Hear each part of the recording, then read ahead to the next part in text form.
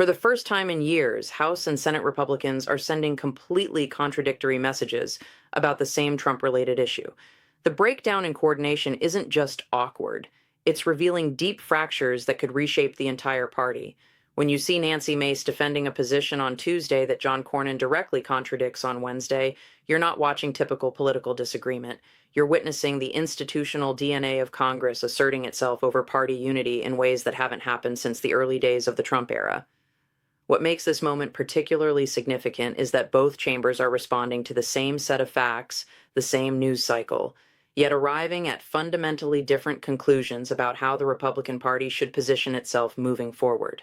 According to multiple reports from Capitol Hill, the disconnect became impossible to ignore during last week's series of Trump-related developments. While House Republicans were coordinating their messaging through their usual channels, preparing to defend and deflect, Senate Republicans were having entirely different conversations in their weekly lunch meetings. Sources familiar with both discussions describe a party operating on two separate planets, each with its own political gravity. The House Republican Conference, led by Speaker Johnson, has maintained what sources describe as an almost reflexive defensive posture. When controversies arise, the response has been swift and unified. Talking points are distributed, surrogates are deployed to friendly media outlets. The message discipline that served them well in retaking the House in 2022 remains largely intact. But that discipline is built on the assumption that defending Trump is defending the party's electoral interests. Senate Republicans are operating under a completely different set of assumptions. According to conversations with GOP strategists familiar with Senate leadership thinking, the upper chamber is increasingly focused on the mathematical reality of the 2026 electoral map. They're looking at purple states like North Carolina, Texas potentially, and even Florida in some scenarios, and they're seeing Trump-adjacent messaging as a liability rather than an asset. The fracture became most visible during the recent legal developments surrounding Trump's various court cases. House Judiciary Committee members issued statements that legal experts describe as aggressive and uncompromising, characterizing the proceedings as partisan persecution and calling for investigations into the investigators. The language was stark, the tone was combative, and the message was clear: we stand with Trump, period. Meanwhile, Senate Republicans with 2026 races on the horizon took a markedly different approach. Their statements, when they made them at all, focused on procedural concerns rather than wholesale condemnation of the legal system. According to political analysts who track these nuances, the difference in tone was so pronounced that casual observers might have thought they were talking about entirely different events. This isn't just about messaging strategy. It's about the fundamental question of whether the Republican Party can simultaneously satisfy its base while remaining competitive in general elections. The House, with its gerrymandered districts and two-year terms, can afford to prioritize base enthusiasm. The Senate, with its statewide races and six-year terms, has to think about coalition building and long-term viability. The institutional pressures are becoming impossible to reconcile. House Republicans represent districts where Trump won by double digits in many cases. Their voters expect fierce loyalty. Any perceived wavering gets punished in primaries. The political calculus is straightforward: defend Trump or face a challenger backed by his endorsement and his base. Senate Republicans face a more complex matrix. Yes, they need the Trump base to turn out, but they also need suburban voters who have been drifting away from the party since 2016. They need to appeal to ticket splitters who might vote for a Republican senator while skipping the presidential race entirely. According to polling data cited by Republican strategists, this balancing act is becoming increasingly difficult to maintain.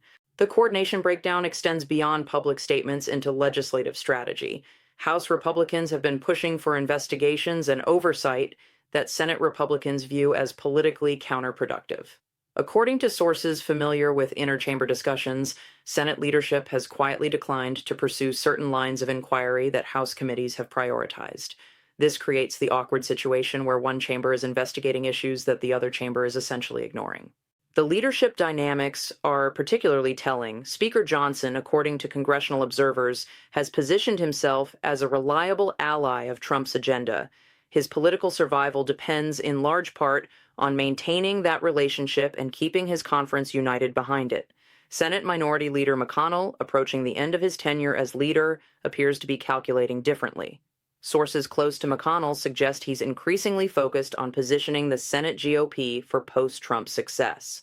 This divergence in leadership thinking trickles down to rank-and-file members who find themselves caught between competing visions of the party's future. A House member from a Trump-heavy district faces completely different pressures than a senator from a purple state. What looks like principled leadership to one constituency looks like political cowardice to another.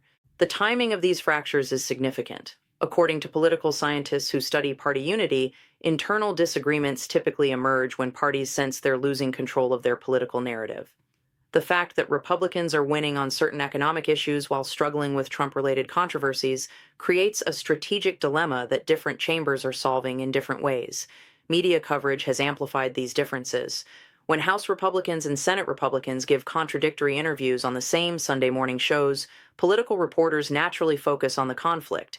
This coverage, according to communications strategists, forces individual members to choose sides more publicly than they might prefer. The result is a feedback loop where private tensions become public fractures.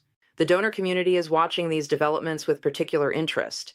According to fundraising reports and conversations with major Republican donors, there's a growing concern about mixed messages undermining the party's effectiveness. Large-scale donors who support both House and Senate candidates are finding it difficult to support contradictory messaging strategies simultaneously.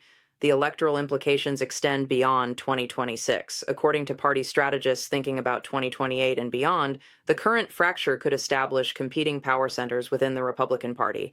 If House Republicans and Senate Republicans develop fundamentally different approaches to Trump-era politics, it could lead to a permanent split in how the party operates at the federal level. What makes this particularly challenging for Republican voters is the lack of clear guidance about which faction represents the party's true direction. In previous internal party conflicts, there were usually clear ideological or regional divisions.